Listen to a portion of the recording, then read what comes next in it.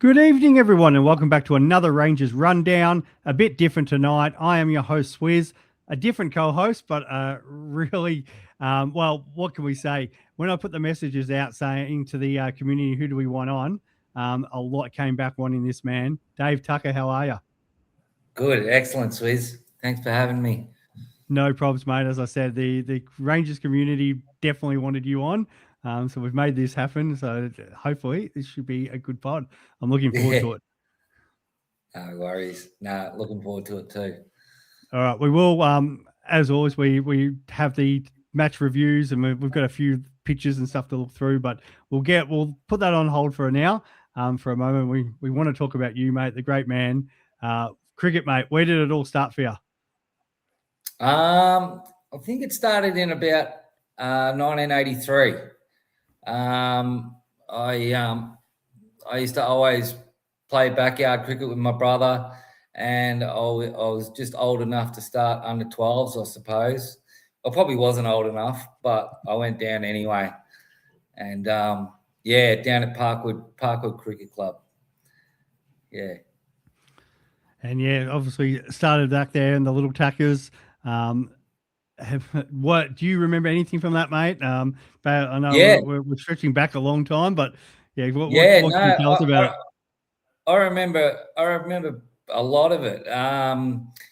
So we were playing against a lot of kids that were 5 years older than us, and it was an under 12 non-comp division where we never had our own gear. We didn't even have our own box, bats, or anything. We just had the big kit bag. All the kids would dive in. I was pretty much a number 11 batsman, or out of 13 kids or something, and just a medium pace bowler. Yeah, and just loved it though. So look forward to cricket every Saturday.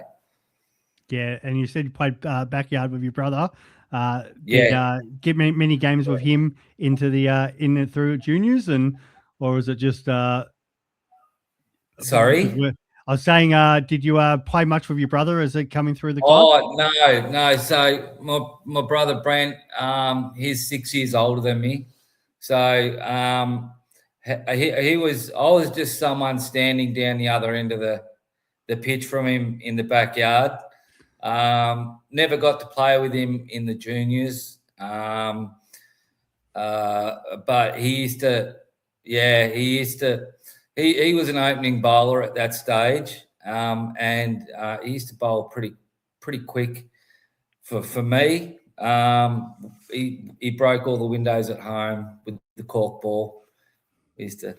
But what was I the used to get backyard lots of setup like, mate? bruises. I've talked to a few different people about this and how their sort of backyard games It have come was together. so it was. Yeah, it was down the side of the house. We had a wall on the offside, so all my shots were leg side shots. We had three windows behind the wickets that didn't last very long, and Dad boarded those up as Brent broke them. My dad made us a bat out of a fence paling. He just cut down a fence paling for us, and that was our cricket bat, our backyard cricket bat. Yeah, we'd spend hours out there,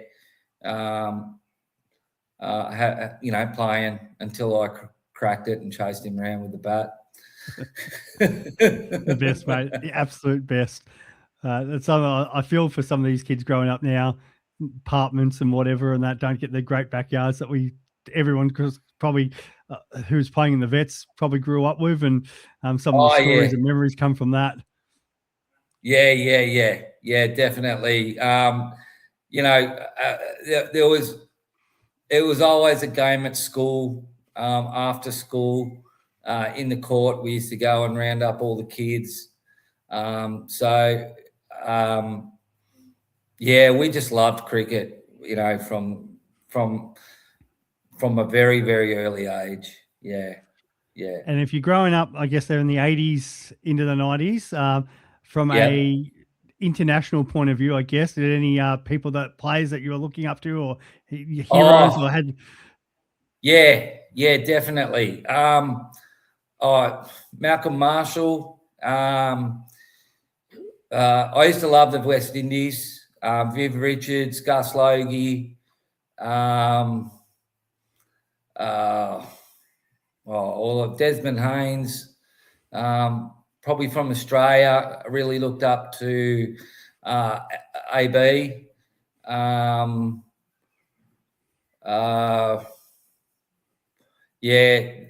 Not too many from Australia, actually. We used to always go watch the Windies games.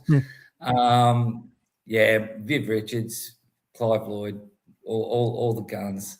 Yeah. Love it, mate. So playing at was a Parkwood there, and and go obviously developed and going through the junior years there, mate. How did you find that, and how was your transition then into senior cricket?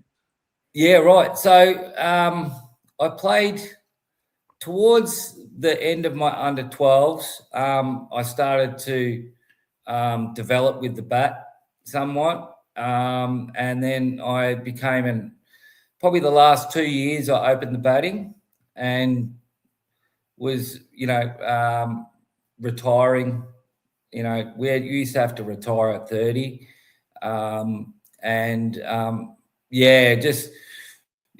the batting, and then under 14s. I played in the seconds. We had a very strong side. We won a lot of premierships. Had some really good cricketers down there, and I played in the second side, the 14-2s, and from about that point on, my batting really took off. I started making good scores. Went into the 14-1s, and I came second in the averages that year. It really took off then. And then 16-1s, made a lot of runs. And then I was from about under 14s, I started playing senior cricket. And just worked my way through the sides. Started in the fifths, made a couple of really big scores to the fourths. Making scores, and then just getting promoted. And then by the time second year of under 16s, I made it into our one side in the senior cricket. So it really happened all of a sudden, sort of thing. A lot of practice with my friends after school, going down the cricket nets, and just lived and breathed cricket at that stage, and did well for that period. Yeah, I don't think you're alone with the living and breathing cricket. I think a lot of us were like that very much, but some of us didn't have as much success, especially with the Willow. But obviously gone on the seniors, made a lot of runs. Any knocks that really come to mind? In the seniors,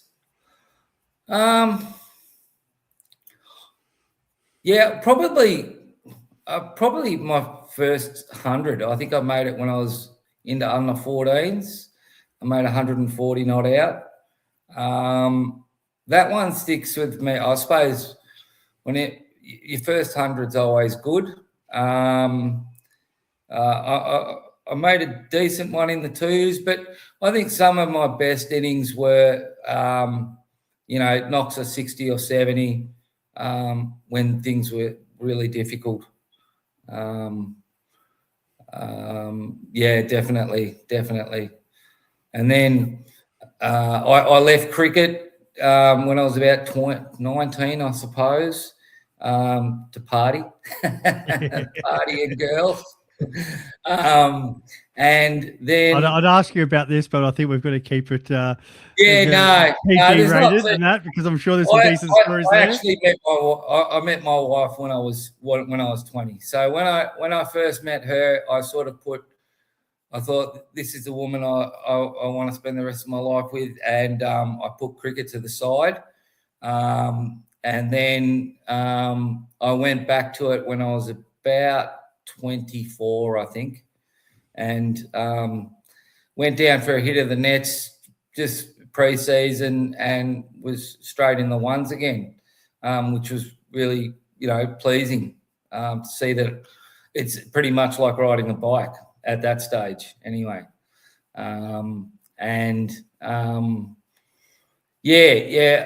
Made a couple of finals, one against the Rangers in 2004, I think it was, when Parkwood played the Rangers.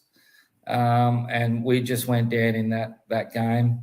I got a few away that day, but our team just didn't play well. We won every game of the season bar that one. So nothing worse, mate. Especially when if you had 10 teammates with you that day, it might have been different. But from a Rangers point of view, we were at. But Yeah. Well, now I can say I did it for the team. Yeah. I never thought I'd be down the Rangers, to be honest. But it's funny how life changes. Yeah. So you've gone Parkwood, you've gone Warrenwood as well. That's correct. Yeah, I was there when Parkwood merged with South Ringwood, and because I knew a lot of old Parkwood players who'd gone to South Ringwood, I was able to sort of bridge the gap between the two clubs.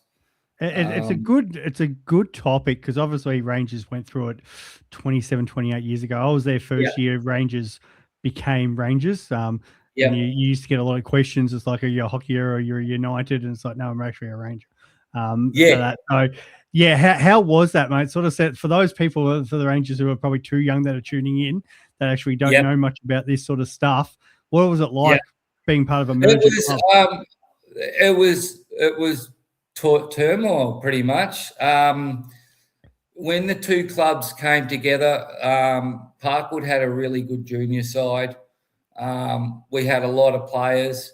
We didn't have the class of South Ringwood with Andrew Spittle and Matty Rooks and a few players, but they'd all come from Parkwood years ago.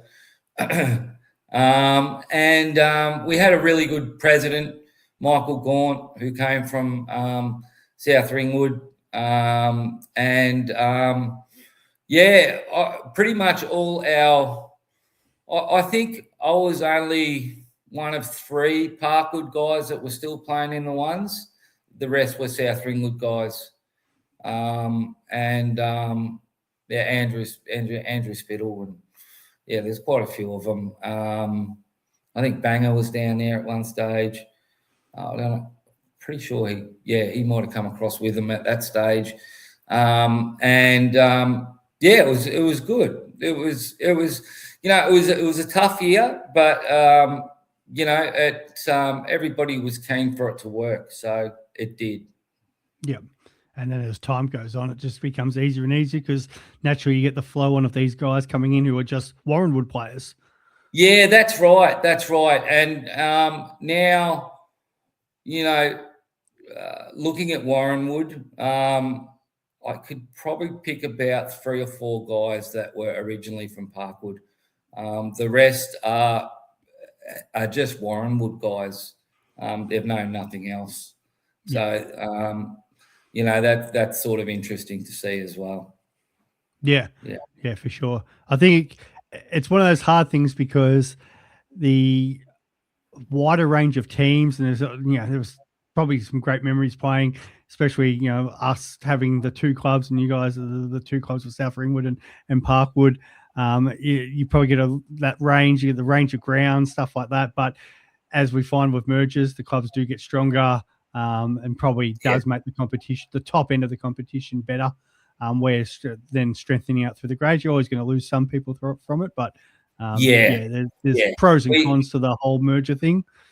We definitely lost some players, but I think with some players it was just their time to leave cricket and start families. There's no doubt that we were a much stronger cricketing side and cricketing sides given the merger. no doubt at all. Yeah, we really went up a level. Yeah. Talking about cricket families, mate. Obviously, we did see a young fella back at Rangers this week. Yeah. Didn't help with the washout. He brought the weather with him, but Yeah. but yeah, tell us about a bit of his cricket journey, mate.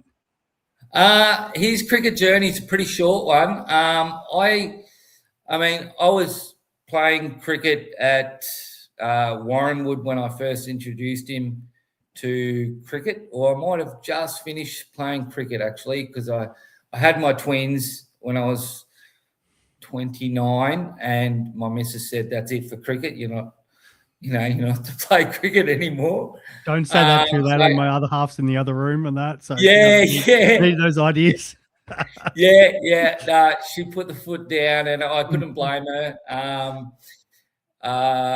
It was taking up a lot of my time. We were training 3 nights a week, and then sad days and whatnot. But Riley, I took him down to junior cricket, or Milo cricket, and I was trying to teach him how to bat, and he just kept on. He just did not listen to me at all. He was a terrible child.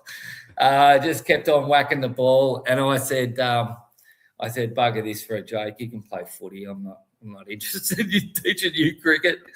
But since I've come back, my kids have pretty much been foreign to cricket until I started playing again. What was it? Probably 6 years ago, and then Riley expressed an interest probably a year or two ago, and I was wrapped. Yeah, just wanted him to come down, and he came down, and he was a brilliant footballer.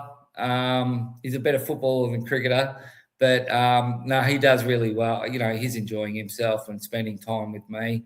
So, and how good is it playing with your kids? Yeah. Because I can see, I could definitely feel myself winding down now. My eyesight's not as good. Your reaction's slow and that, and we're probably at a good level together at the moment. Yeah, I love that, mate. You did say you thought you'd never find yourself down at Rain. Tell us about that transition, mate. Well, to be honest, when I used to play against you guys when you first started, and us guys now, mate. Us guys. Yeah, us guys against us, and we had a pretty intense rivalry, especially with Spanner. But my brother approached me probably 6 years ago, and he was actually making some runs in the 611, and I didn't believe him that he could actually make runs, because he's always been hopeless at batting. And so I said, righto. He rang me one day and he said, "I'm on 60." And I said, "Right, I'm coming down to watch." And I came down to watch, and then I was hooked straight away. As soon as I watched the game, he asked me to play a game with him. Played a game. I think I made 80 odd, and my mum was watching, and it just felt like old times. And from then on, I was originally just playing a few games in the vets, got to know the vets guys, and then wanted to come down and play some sad days, and I've never looked back since. Yeah, for sure. You're obviously a very likable person. You get on with people, mate. Some of the best characters you've met over the journey. I know obviously you get on with a couple of the Rain guys really good, but let's shed some light on some of these people that you've come across. Yeah.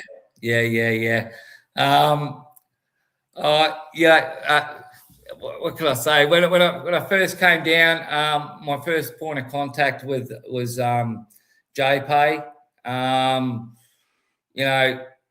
Jay and I definitely, he's one of my best mates. what can I say? You know, we ring each other each week. I've met so many good people down there. I knew Rowan Schultes from when I was a very young man. I used to go. I watched him play when he was playing for Aquinas, and used to go down there and drink beers when I was in my 20s and watch him play. So I knew Rowan already. It was great catching up with him again, and starting that friendship again. Jason Boyd, first time I met Jace, he was my captain in the sixth, and we just got on like a house on fire. We sort of, we sort of think the same, and a really good mate.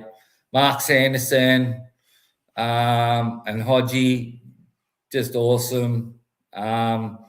Bobby, pretty much.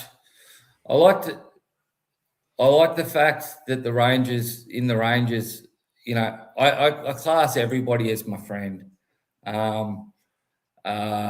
It's just brilliant, I know everybody down the club. It's just, as you get older, it gets harder to make new friends and new connections. It's not as easy as when you're a kid, you sort of see someone 1 minute and then you're your mate. But the Rangers have just welcomed me in and done, just great mates. And now I sort of, we try to catch up where we can outside of cricket as well, go down to the pub for a drink or just to chat. It's awesome. No, I love that, mate. Talking about Boydie, you guys are doing the development squad, doing an awesome job with that. Talk us how that's come about and your thoughts around that. I think the way it came about is I just remember when I was developing as a cricketer, and I found that the more I practiced, the more I focused on my game and developing my skills, the better I got, and it became a lot easier to play, a lot more enjoyable too. I would say on a personal level, and watching your contributions to the side, help the side out in games. So the world's a different place now. Kids probably don't get as much time to train in their own time, and I just wanted to see some of our young guys get that chance and to develop their own games and get the most out of cricket, which is what a lot of them, I can really see a lot of them really want to do. And I think there's nothing better than actually, helping someone achieve what they want to in life, whatever that may be. And, watching I just can't wait for some of these young guys to really, they've got the skills. I can see it. And they will, just put some performances together and they'll go to that next level, I'm sure. Beautiful, mate. Absolutely beautiful. Probably the last one in regards to for you, mate, it's got to be the social aspect of cricket. Obviously, that's changed over the years, that mate. Yes, I struggle with that sometimes. Maybe outside of fighting marquees and things like that. Any stories that you can share with us, mate? Any good either cricket trips or stories from after games, after functions that are not too extreme? I mean, there's lots. I tend to do some what pretty. Comes to mind, mate? What comes to mind? Fine. I got the nickname Banana Man on the Vets chat because I I went and fielded. Someone smacked a 6 or something, and I ran at the high school to get the ball. I found a banana and a muesli bar, and I just started having a munch on that while I was back on ground. There's a lot of things. I was at a vets game, and one of the guys pumped one into a creek down at Seville or something like that. And I went for a swim, got the ball, came back on the ground, I was saturated. No, I sometimes, like, my kids tell me, Dad, you got to calm down a little bit. But it's sort of who I am, and there's lots of stories. Hard to really think of lots of them now, but and that are appropriate for probably. That's just the next part. All right, mate. We'll move on to these match results for the weekend. Sure. The Fourths obviously didn't play. Just to give us a bit of a rundown on how they're going this year, mate, from your perspective. Okay, so Fours are doing really well. I set a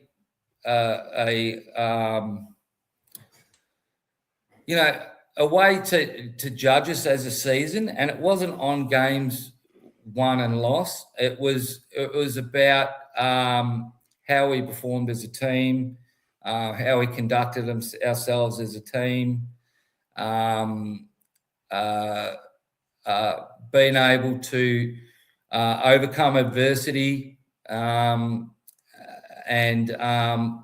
also being able to keep a positive attitude in terms of our celebrating other people's success.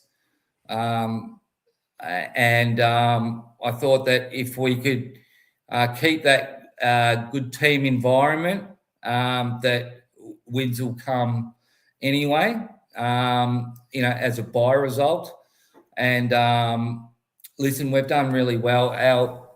I think we're predominantly a bowling side. Our young bowlers are just bowling extremely well. I'd really like to say Lukey is just bowling fantastically. He's enjoying his cricket. His stats lie a bit on how well he's bowling. He listens to what I say, pitches it in the right areas. He's taken big wickets. Some really accomplished batsmen he's got out this year. Really accomplished batsman. Dukey is just is a bit of a smart ass sometimes, but he gets the job done. He's like very dependable.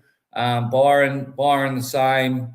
Sando, love playing with Sando. He's just getting the job done. I think he's got an average of about 7 this year. Put it up on the screen, mate. So it's 7.69.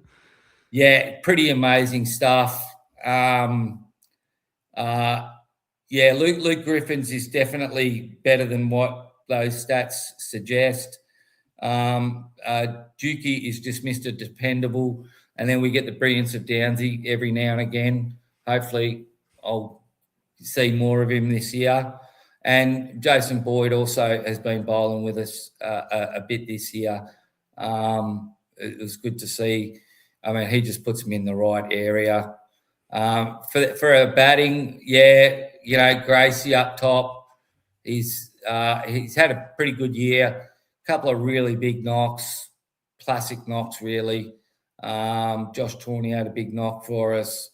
We haven't had a great year with the bat, myself included, but we're getting the job done. We're sitting third. We won 3 on the trot, which is pretty good for our side in that competition. We're doing quite well. I think we've got some tough games coming up against some good sides. That Warrandyte one is going to be, that'll be another tough game. But East Ringwood and the others we should get done. So we'll be thereabouts for the finals this year, I would hope. Which you're going to get. I was going to just say you're going to get a real test too over the next 3 games or 1 days against Warrandyte, so you'll know where you guys stand. Yeah, definitely. I mean, Warrandyte and One Turner in our. Warrandyte's a 5th 11, but they got some. Supposedly, they got some. They got some really good players. From what I've heard, One Turner were probably just a little bit a standard above us, but given that they're a first 11, they had some really young guys in the field and bowling and whatnot. They had a fantastic spinner. But if cricket's taught me anything, it's that rarely does it go the way you think it's going to go. When it comes to finals, it's and some of these games, it's anybody's game at any stage. You just have to get yourself there. I know that too well from playing in the thirds a couple of years ago, where we had, we just blitzed every side essentially during the year and just fell short in the grand final, which really hurt. Yeah. All right, we'll move on to the other games. We've got the ones here. Sure. So I went down and watched a little bit of this on the first day. Rangers 246, and they were in a bit of trouble early on. There was a couple of big innings that kind of got us out. So I see the top order, not a huge amount to talk there out of side of Bolts, who got 33. The real heroes there, the Prez gave some great support to player of the week, Jackie Kearns, who got 71, who's in some ripping touch at the moment, the Englishman. Yeah. His country might not be making any runs, but at least Jack's putting up some. No, he's really struck some good form, and he's a great man. He deserves those performances. Listen, I watched a bit of that on the Frog Box while I was watching the twos over the last 2 Saturdays. We were in a lot of trouble.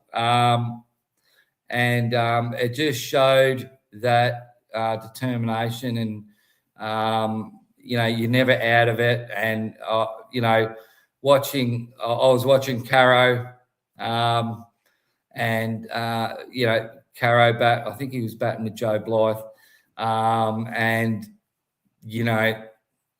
Is a true champion. Both of those guys are, but I saw Caro's reverse 6, just couldn't believe it. What a shot, what a man. And we really got the job done, setting them a really good total to chase. Yeah, no, I think Caro might have been the second most requested person I've had to come on the show. So if you're listening, Caro, I'll be tapping you on the shoulder too. But welcome back, and 30 and Joe Blythe. Great catch and caught and bowled, but 49 really valuable runs. I know the ones have based that on themselves for a long time. The fact that they all combat, and if the top order's struggling, the bowlers can get them out of trouble, and this was one of those cases. And to put on 246 in no matter what grade, it's going to be a tough chase. There's that quite literally they can all bat. That whole 11 can bat, and I think that's been the depth in our order in that team.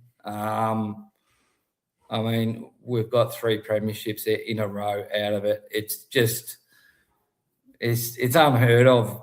I haven't heard of this sort of stuff.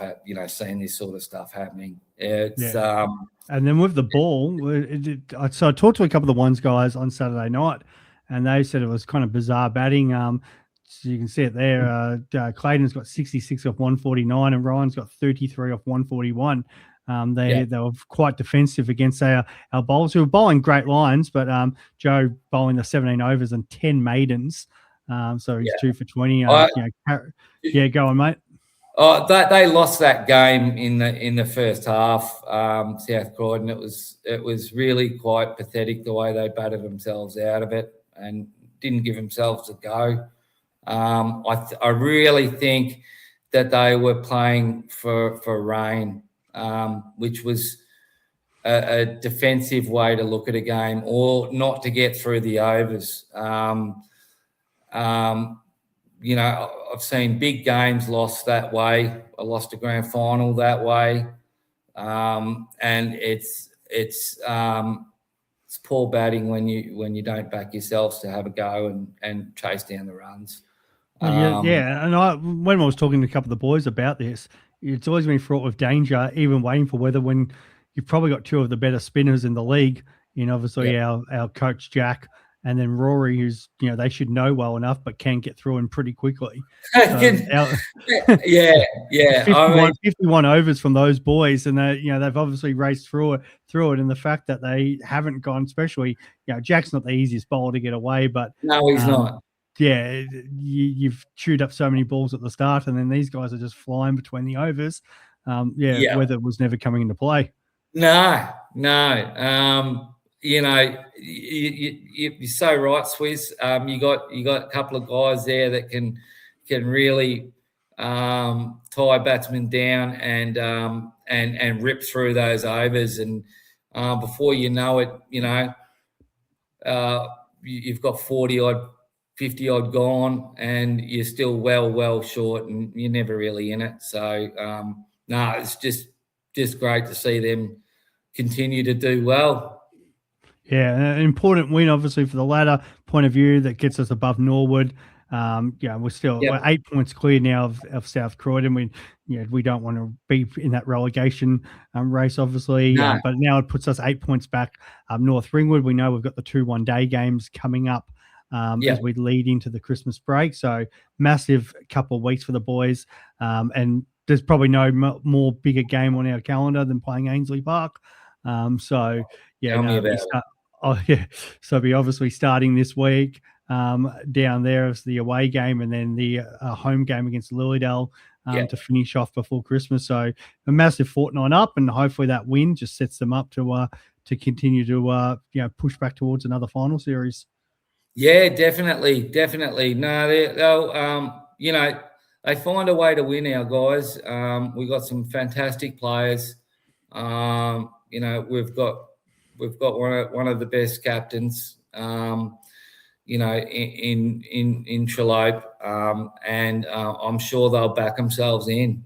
And especially with these one-dayers, we've done exceptionally well with the T20. We've got some boys coming in some great form with the bat and ball. So anything can happen. For sure. All right, seconds. I know you and I watched a bit of this together, actually quite a bit of it. Yes. So we're obviously cutting it through on the day. Yeah. Not the best performance from our boys with the bat. It was, you know, probably put it bluntly, it was pretty disastrous. Being bowled for 77. The only one that probably could keep the head on high was Chris Whitaker, the secretary. 22 off 74 balls. Tanner Bell tried to stick around with him at the end.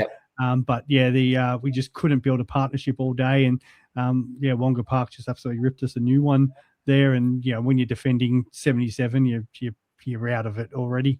No, it was pretty tough day for the boys. Not a lot of things went right. I just try to remind them that cricket does this to you occasionally, and not to lose too much sleep, and put it out of their minds for the next game. I think you nailed that on the head. Wits is always, he's got a lot of experience. Fantastic cricketer. We've got some that really team, mate, and it's a good team though. Like you guys, it is a good team and stuff. I did have a request to show Davey Payne burning himself. I haven't actually saved this footage one, but Liddy's own match. No, they they cut that wrong always. Maybe so. Maybe take tips from the young fella. Yeah, Payne is such a good indoor cricketer. Sometimes I think he thinks the pitch is half length. Yes. But no, they, he'll find form. I'm sure. You guys will rebound. They've been having a good season till then, and then obviously they're hard for the bowlers when you don't have much on the board. Harrison Lowe's been in some great form, 3 for 52. Hasn't he just? Oh, he has been absolutely flying. So good work, Harry. I think I shout him out every week on this pod. I don't know if it's just the hair or the the build, but he's flying. So good work, Harrison. I've got so much admiration for that guy. Not only is he a great mate of mine, but the way he bowls, he never gives up. Never gives up. Got a lot of self-belief. I watched those wickets that he took on the weekend. They were just all fantastic. Really good. Listen, we've got what is it? 4 very young players in that side: Tanner Bell, Angus Younger, Nicholas Shorties, and Aston Buffet. Cricket. It's gonna be tough for them, but they're gonna. I can already see them developing so much. And the bowling figures are good. Like Nicholas Shields, he's 1 for 14 off his 10, and as I said before, Aussie. Yeah, it wasn't the bowler's fault.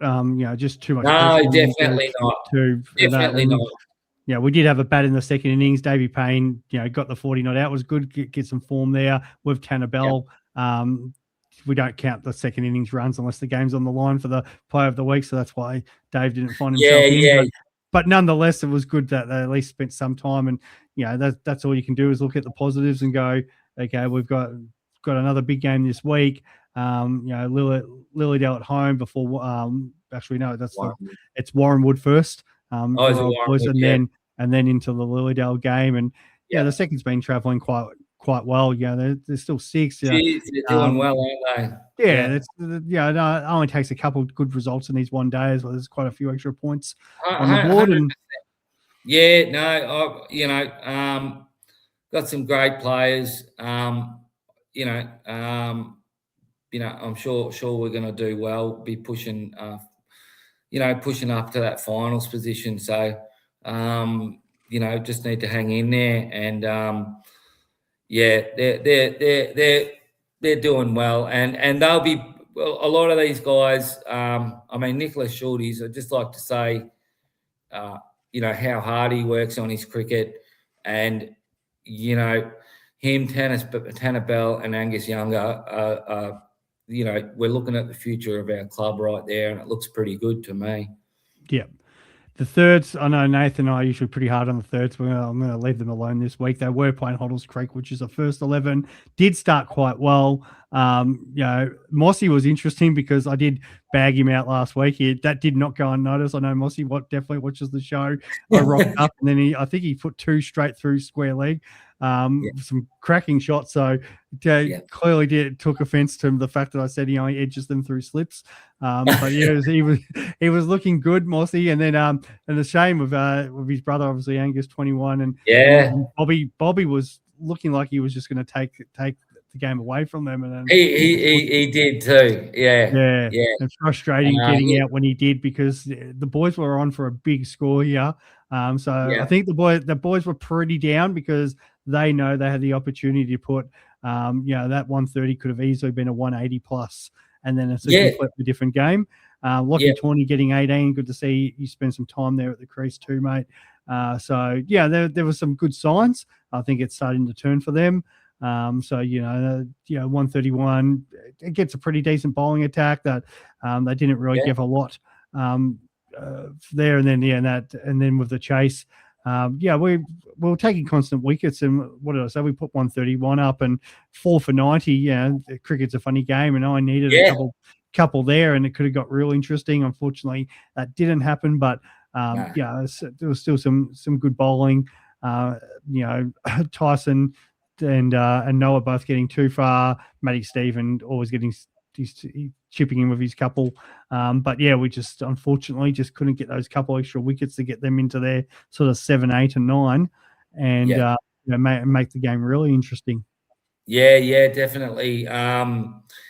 Again, we got some young players in that side, both batting and bowling, I'm very impressed with the way Tyson's come on this year.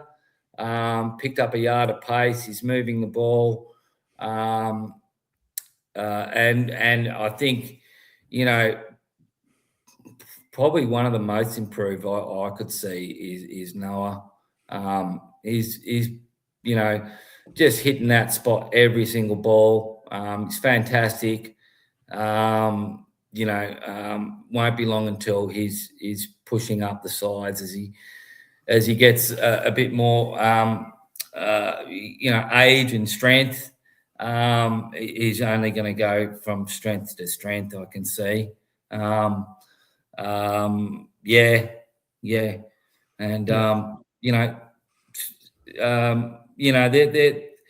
have been doing it tough, the threes, but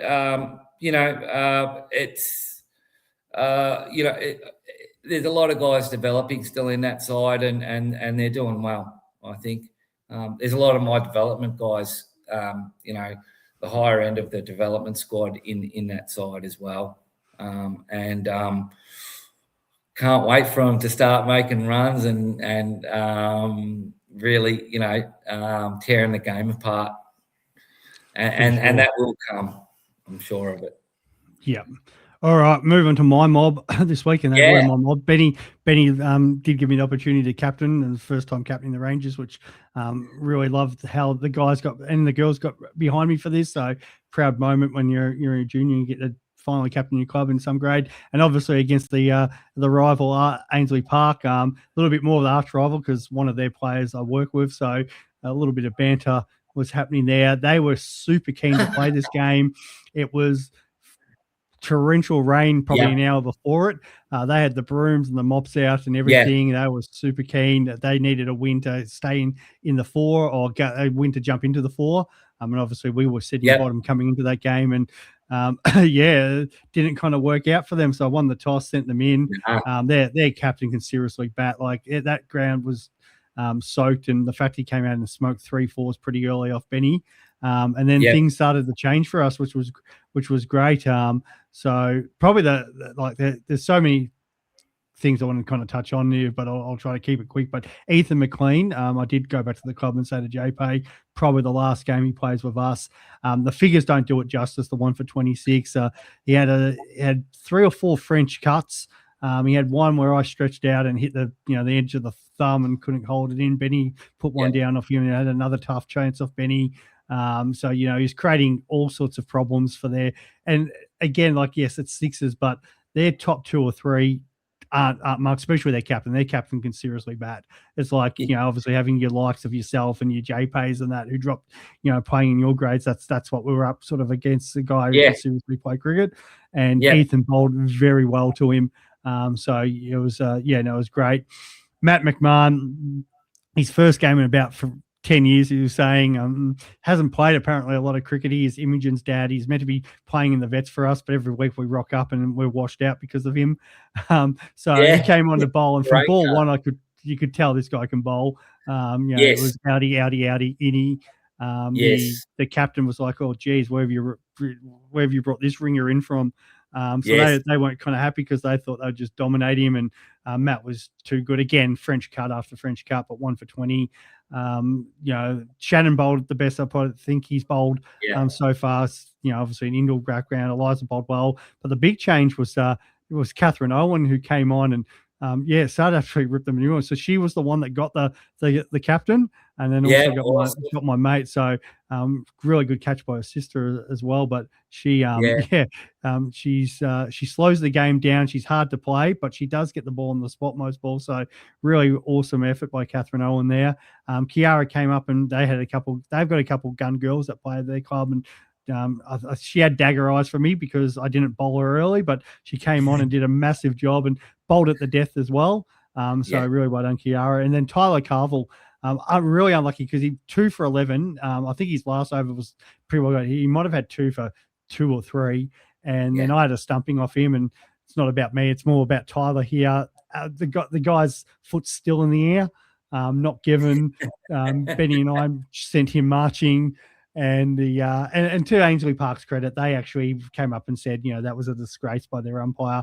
The fact he didn't even give it not out, he just said, I don't know. He just refused to say anything because he knew he didn't want to give it. But not only cost Tyler the third wicket, but cost him the chance to bowl to 9, 10 and 11 potentially. So, it could have been his day and get that 5 far.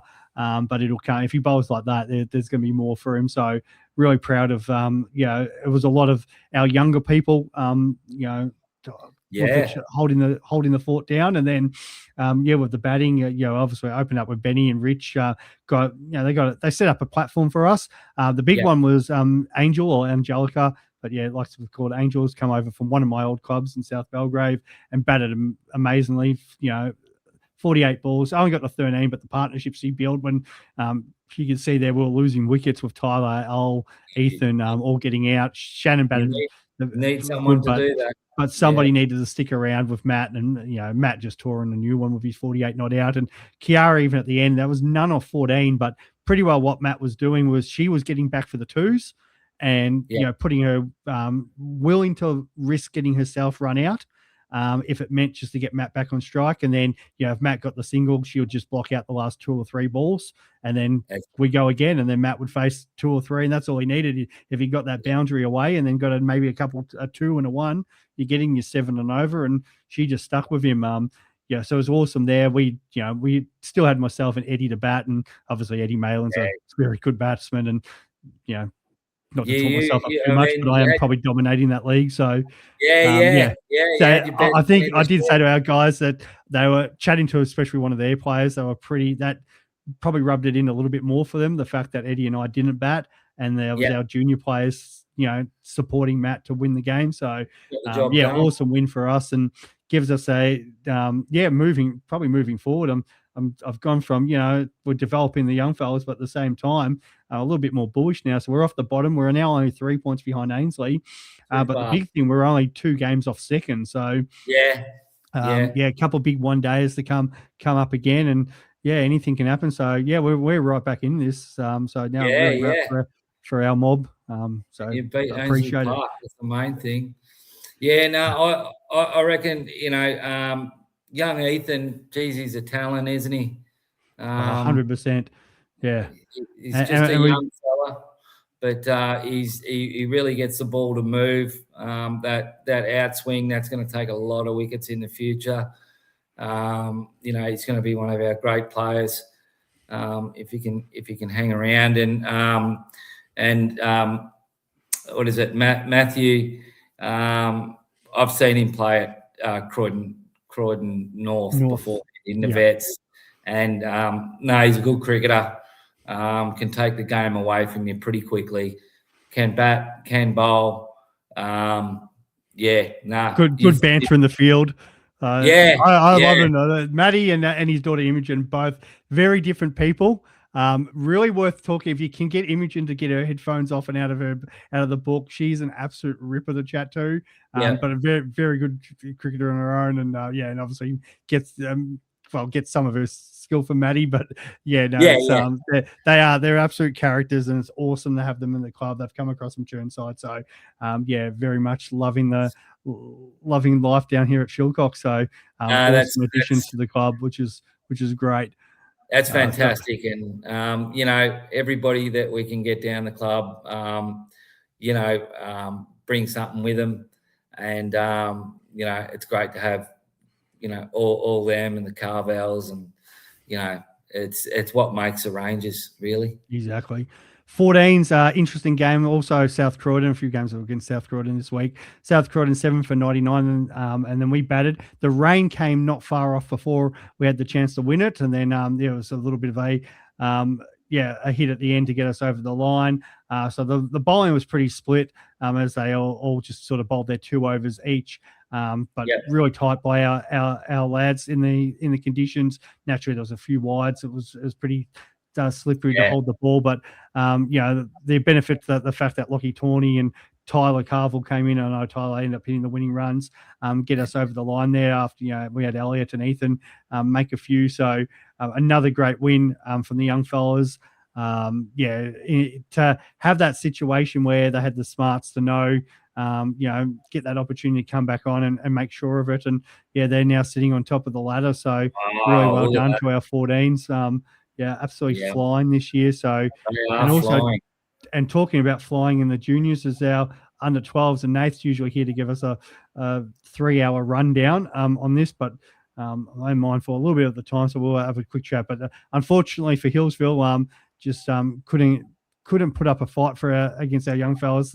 We actually won outright. You don't sort of see that too much in juniors, especially in under 12s. I kind of don't want to see it too much, but at the same time, it was just how dominant our team is at the moment. They've all clicked. They've and you look at every week, the same batsmen, they're all getting a chance to stand up and retire. And Oscar, young Stevo, young Paney, Archer, Larson's been flying as well. All those boys putting on the 128 that they did, and that was only in the sort of the 23 overs. And then unfortunately for Hillsville, I think they were missing a couple on the second week. But the bowling, like Xavier Payne taking 3 for 5 off his 3, and Larson another 2 for 7. Really awesome. Ricky Joe at the top, 1 for 6 off his 3.5 overs. And then, again, in the second innings, this time a couple other bowlers standing up, James, with 3 for 8 in particular. So, I was watching them at training the other day. They're doing a ton of work, the young fellas. They love their cricket. And, it's great to see them playing so well. And that does put them not only on top, but way clear on first spot. Oh, too. wow. So they are flying. They are hammering, and well done to Nath, kicking goals, 100%, goals, mate. And these under 12s. I mean, to you and me, it's not a long stretch to see them, progress up into the seniors and start dominating up there as well. This is where the debate comes. Even myself, I was chatting to Steve-O about this, and I haven't played consistently as high as you have, mate, but obviously played a lot of sort of that, turf 5 sort of range for a long time, but have enjoyed so much playing the lower grades because you get to see him play this. And I was listening to a podcast of one of my old clubs, and one of my favorite juniors of all time, Travis D'Souza, and he mentioned myself and his under 12s coach, and talked about the influence that 3 or 4 of us had on him, not just from cricket, but on a life perspective. And to watch him now be arguably one of the best players in the DDCA makes me so proud. The fact that, you had that small part of it on his life, and watching these boys, there's a huge part of me is like, I really hope it's just, if it's 6s or we have a 7s or whatever next year, and these guys start floating into our senior core, it'd be awesome, the opportunity to play with them for the year or 2 years that they're there before they go on to bigger and better things. You watch it and you get really proud of the development, and they'll be thinking about Nath, 10, 15 years, and they'll be on their podcast or whatever, and talking up how the influence that he's had on their cricket. So, it's an awesome job. And Mitch Kleeman the same with these with our second under 12 side, obviously struggling a little bit more than what obviously the ones are, but still they're giving it their best shot each week. And each week, like, I look at it, and it's a different kid standing up and taking his first wicket or her first wicket. And we had this with Caden this week. There's a few more retirements. Ray and Alfie and Jamison up the top. The big one, Mitchie Cleveland's son, Patrick, didn't make a run, but he did. I think that's his first retirement. None not out of 15. So still, mate, rap that he actually batted out his time, and that run's going to come soon. So I did say to his dad, I'll give him a bit of a shout out, and it's coming together. So, and with these juniors, they all develop in their own time. There's no time limit on it. It's if they love their cricket and they're enjoying themselves, it's a win. And yeah, can't wait to see him, up into the seniors and I'd just like to say as well that some of our our top cricketers at the club and being our ones and twos, that is a fantastic level of cricket. That is something to really aspire to, and you can just have a look at the caliber of cricketers in that league, and especially in our side. With Junior and Jack and Joe and Jenk. The list goes on. Caro and Kernsey and that, all the guys. That's a really high level of cricket, and it's something for all of our juniors to aspire, to aspire to that, and you don't have to go far to play good cricket. Yeah, for sure, mate. For sure. Again, I've been through that, coming through, and I was never in the sort of our ones and that in the couple of years I was in juniors. But like you start in the lower grades, you're looking up at your staffs, bellies, even Matty Peasley at the time, it would have probably been 25, and that good age and sort of in the ones and stuff like that, and you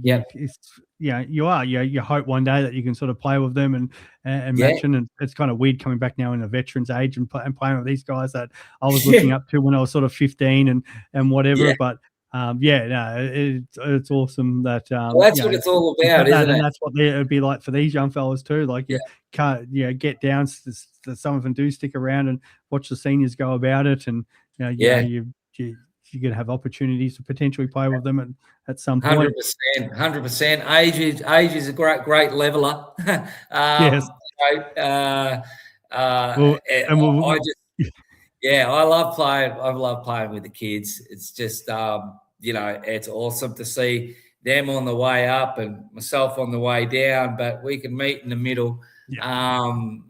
Just to see them develop year on, year out.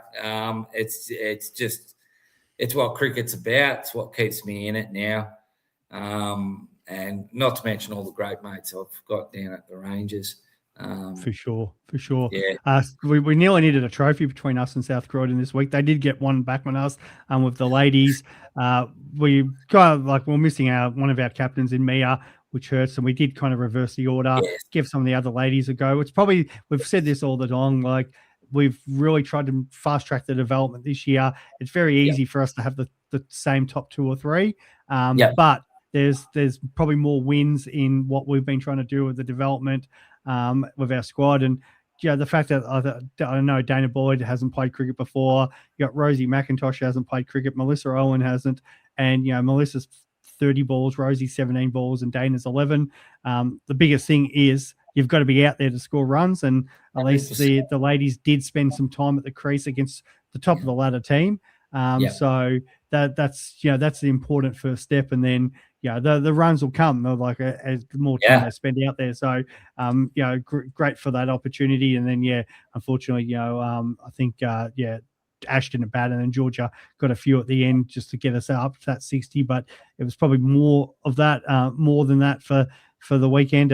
Especially it's great to see sort of Rosie couple potentially spinning the wheels here with KK and Kat Owen with their first ball ducks. But there were some good highlights here also with the bowling again. Kat Owen with 1 for 2. She's an absolute fire. A little bit under bowled in this game because obviously we only played T20s and we bowled second. Jess Roberts, I think that's her first wicket. Wow. Congratulations. What was it like? They're 2 weeks ahead of me, so me and my partner. So Sienna's 8 weeks, so I think their little bub's 10 weeks. So 10 weeks after giving birth, and Jess is out there taking wickets for the Range. So that's amazing, isn't it? It is genuinely amazing. Yeah. I watched her play the other week. Came down and watched a game, and I thought, wow, you're back on the pitch already. It was just inspiring to see. Yeah, for sure. really well. I usually like to get one highlight out for the week. We'll go the run out. I think this was a great pickup.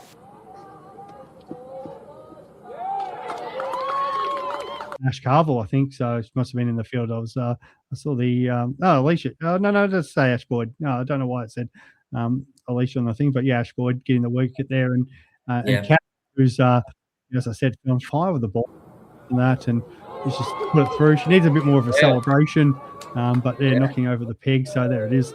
And the girls got very excited about that. So, isn't it great to see? I just love seeing this celebration and the joy on everybody's face when, you know, people take wickets or make runs, and you know that's what cricket's about. When you're celebrating with your teammates and your friends, it's just brilliant.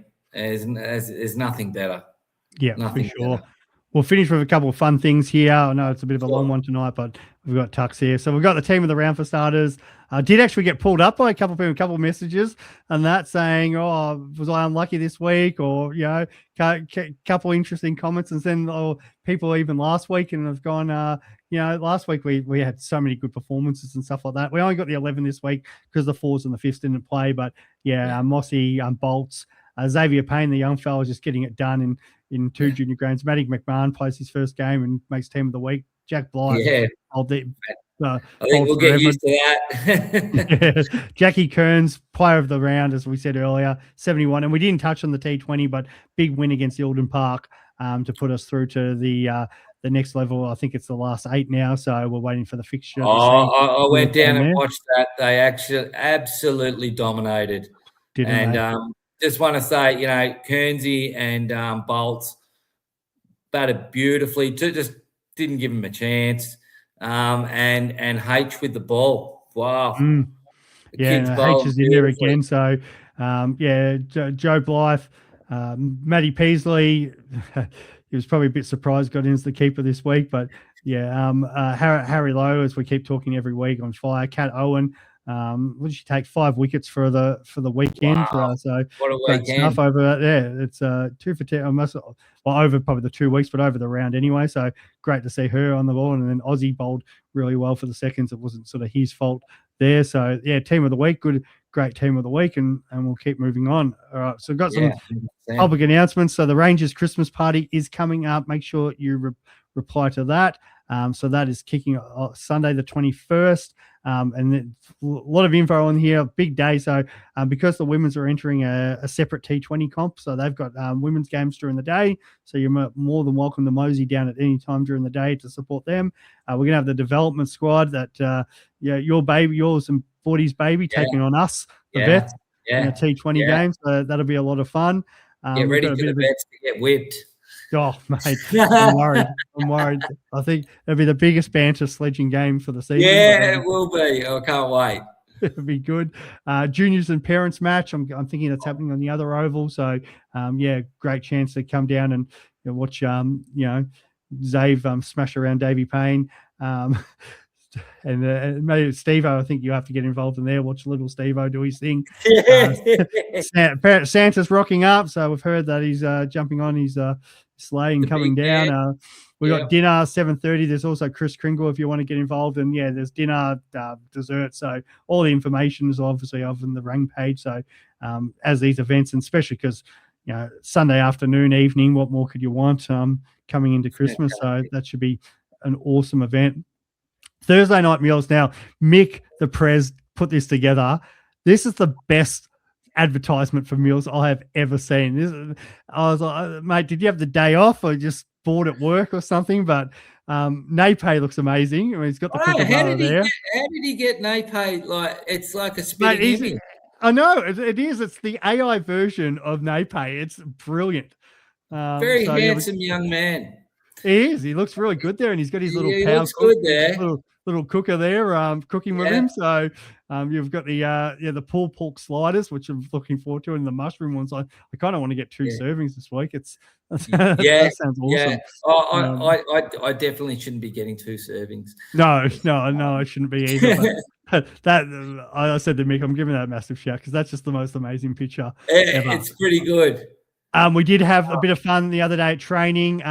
No bags. Thank you for those who participated on here. Yes. So I'll run through some of these picks. So we'll probably have the barrel there. Rawls has come and done his washing.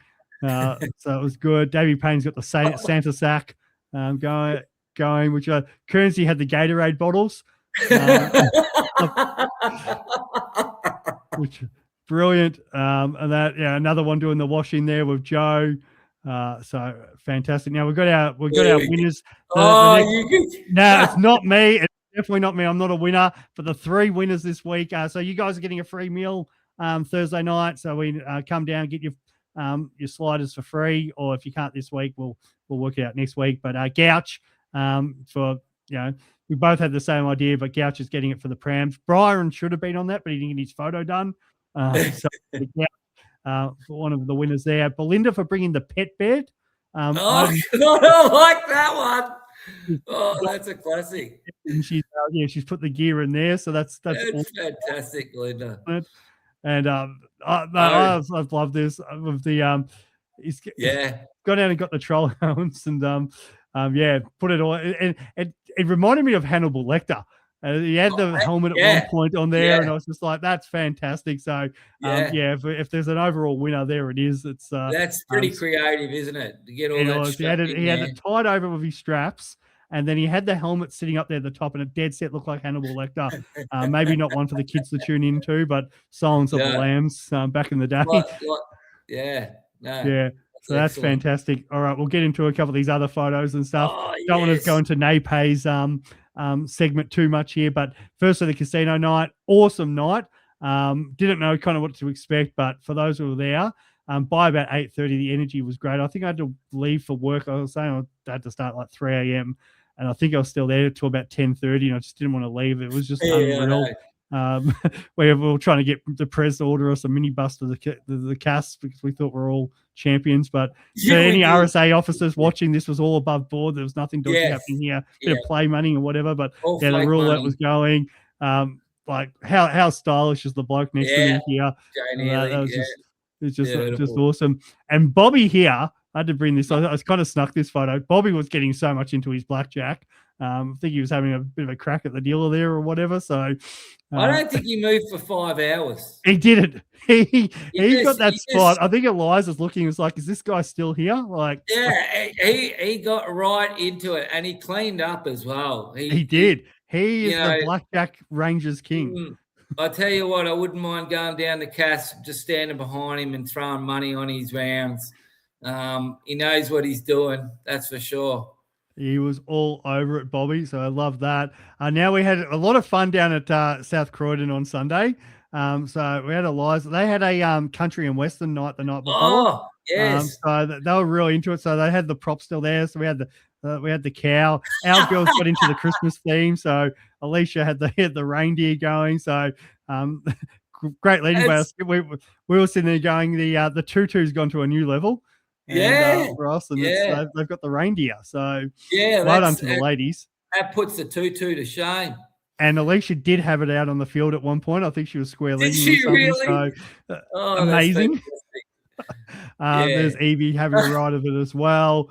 So loving that. And then the ladies at the end of their Christmas photo with Santa. Brilliant. Really get into the spirit of things. So well done to them. Hay bells. They had the hay bells. So apparently the rumor is from the South Croydon people. That's where Chepper slept that night. We were there, and he just appeared from nowhere. It appeared like he was just in his gear from the day before.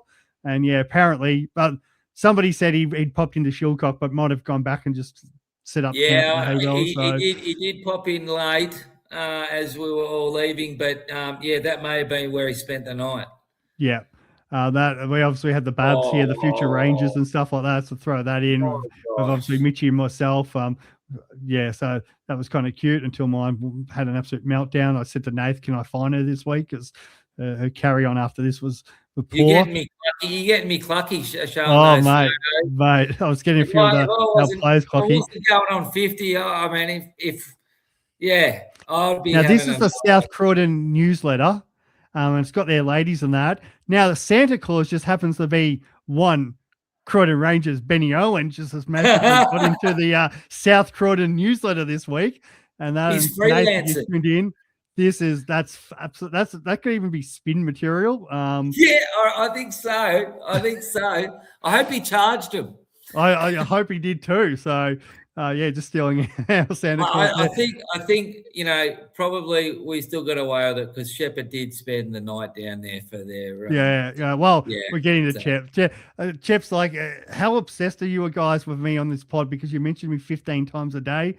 Well, mate, it's the best one of the years coming up, but we'll get that. Al Ramsey in the Sixers. Now it's hard to see with the photo, but he has a junior thigh pad on, and not only does he have it on, he has it outside his white pants. So yeah, I told Al, make sure you're at training because somebody will be spinning for that. That was a disgrace, mate. Walking out with a junior on the outside, mate. But we love it nonetheless. I think he turned up on Thursday with a full-size thigh pad too. Yeah. Just I think he reckons he copped one on the leg and it blew right up. So he's actually accidentally packed the young fellas. It's like a little postage stamp, isn't it? Like hanging on your leg. Yeah, 100%. Here's Tanner having his meal out on the oval the other day by himself. Took it well, the young fella. Oh, he did, didn't he? He did. Yeah. So punishment done. Yeah, this might be my best photo coming up for the year. And he's going to hate this because, as we said, we mentioned him 20 times a time ago on these podcasts. Chipper and his cheese, Chipper cheese. He's counting his cheese there or something on his legs. Don't know what's actually going on there, but yeah, it's he loves his cheese. Loves his cheese. He's a great man, Shep. Great man, Shep. We love you, mate. We do love you. Yeah. That's why we mention you so much. And the lucky last one, mate. Yeah. We share this on the Vetch page. The opening batsman here for Newtown on the weekend. If anybody wants to have a go at pronouncing that name, it does have double the amount that I have in my name. So, yeah. That is nuts, isn't it? Katapita, Kana. Imagine being the scorers writing that one in each week. Imagine, and then you got to write it in that little slot, where they go out. Yeah. Yeah, and they would have had to pause the game. They would have had to pause. And he made a duck too. So things would have happened pretty quick. Yeah, nothing worse. They haven't even finished writing his name yet. And I think the newspaper's done well just to fit that in. Yeah, it's a fair effort. And I've got even because I actually went up and looked it up on the old Play HQ, and his first name's Chris, but his parents have really rubbed it in here. They haven't gone just with just the Chris. They've made it Chris N. Thrust. So could have just called him Chris, but they've added an extra 7 letters just to really rub it into the poor fella. You can imagine that signature, couldn't you? Oh, you could, mate. You just absolutely keep on going. Well, that is a long one, but most people have been saying I'm happy to listen to it because they love their listening on a Thursday or Fridays. They drive to or from work. Tux, thank you so much for joining us today. It's no worries. So much fun, mate. No, it's been a real pleasure. Love coming on, and thanks for the invite. And hopefully you haven't bored people. No, 100%. It's Nath, you could be in trouble getting replaced here from the Tux man. But after we had Sando on, he messages me every week now about coming on. So I love it. We love the fact that you guys keep tapping us on the shoulders and saying the pod's like your favorite part of the week. It's a real thrill to do. So I love having you on, mate. Love listening to your stories, and looking forward to another great week down at Silcock. Yeah, no, thank you very much, Swiz, and I'll see you Thursday night. Sounds good. All right, everybody, the Rain community, if you haven't already, get into that Christmas party response and get down the training, and we'll see you this week.